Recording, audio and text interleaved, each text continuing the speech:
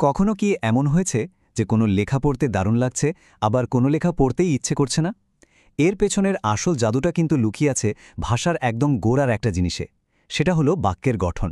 তো চলুন আজ আমরা এই ভিত্তিটাকেই একেবারে সহজ করে বুঝে নিই। তো ভাষাকে শক্তিশালী করার রহস্যটা আসলে কি? উত্তরটা কিন্তু বেশ সহজ।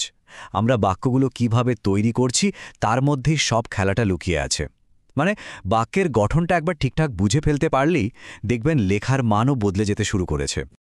চলুন একদম শুরু থেকে শুরু করা যাক। আমাদের প্রথম ভিত্তি হলো সরল বাক্য বা সিম্পল সেন্টেন্স।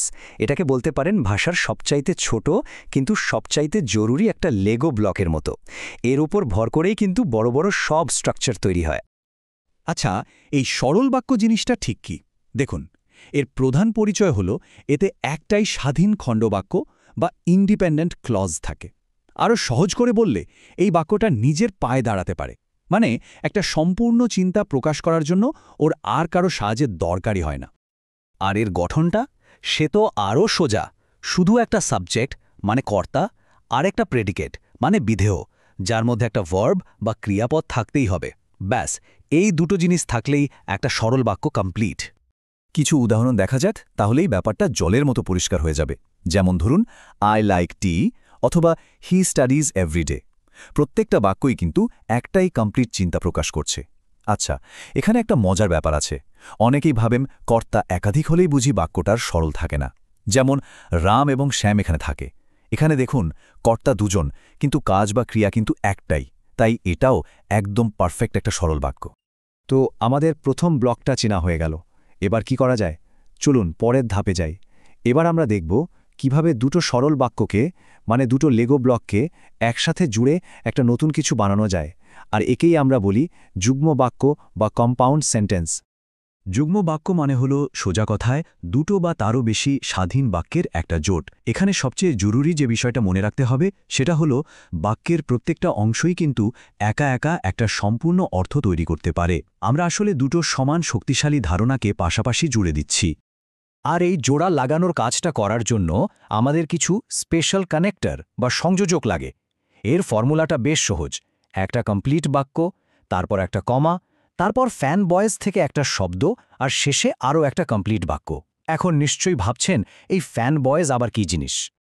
দেখুন, এটা বানানো কতটা সহজ।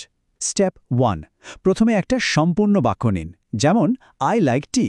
স্টেপ 2, এবার আরও একটা সম্পূর্ণ বাক্য খুঁজে বের করুন, ধরুন শি লাইকস কফি। আর ফাইনালি স্টেপ 3, একটা কানেক্টর যেমন অ্যান্ড দিয়ে এই দুটোকে জুড়ে দিন। কি দাঁড়ালো? I like tea and she likes coffee. ব্যাস, হয়ে গেল আমাদের যুগ্ম বাক্য। এই ফ্যানবয়েজ আসলে 7টা শব্দের আদ্যক্ষর নিয়ে তৈরি একটা মজার নাম। For, and, nor, but, or, yet, so. যুগ্ম বাক্য চেনার সবচেয়ে সহজ ট্রিক হল দুটো অংশকে আলাদা করে দেখা। যদি দুটোই একা একা অর্থ তৈরি করতে পারে তাহলেই বুঝে যাবেন এটা একটা যুগ্ম বাক্য। আর হ্যাঁ, একটা প্রো টিপ দিই, সবসময় যে ফ্যানবয়েজই লাগবে তা কিন্তু নয়। একটা সেমিকোলন সেমিকোলন দিয়েও কিন্তু দুটো স্বাধীন বাক্যকে জোড়া যায়। ওকে, তো আমরা সরল বাক্য শিখলাম, দুটো সরল বাক্যকে জুড়তেও শিখে গেলাম। এবার চলুন বাক্যকে আরও একটু স্মার্ট, আরও তথ্যপূর্ণ করে তোলা যাক। আর এই কাজটার জন্যই আমাদের দরকার জটিল বাক্য বা কমপ্লেক্স সেন্টেন্স। এখানে আমরা একটা প্রধান ধারণার সাথে কিছু বাড়তি ডিটেলস জুড়ে দেব। জটিল বাক্যের আসল কনসেপ্টটাই হলো নির্ভরতা বা ডিপেন্ডেন্সি। মানে এখানে একটা হিরো বা প্রধান বাক্য থাকে, যেটাকে আমরা বলি মেন ক্লজ, আর তার সাথে থাকে এক বা একাধিক সাইডকিক বা পরাধীন বাক্য, যেগুলোকে বলা হয় ডিপেন্ডেন্ট ক্লজ। এই সাইডকিকগুলো একা একা দাঁড়াতে পারে না। নিজের অর্থ সম্পূর্ণ করার জন্য এদের সবসময় হিরো মানে মেন ক্লজের উপর নির্ভর করতেই হয়। একটা উদাহরণ দেখলে বিষয়টা একদম পরিষ্কার হয়ে যাবে। পুরো বাক্যটা হলো I like tea because it relaxes me. এটা একটা সম্পূর্ণ বাক্য, তাই না? কিন্তু ভাবুন তো যদি শুধু এইটুকু বলা হয়, বিকজ ইট রিল্যাক্সেস মি, কথাটা কেমন ঝুলে থাকলো না? মনে একটা প্রশ্ন আসে, কারণটা কি? কি আমাকে রিল্যাক্স করে?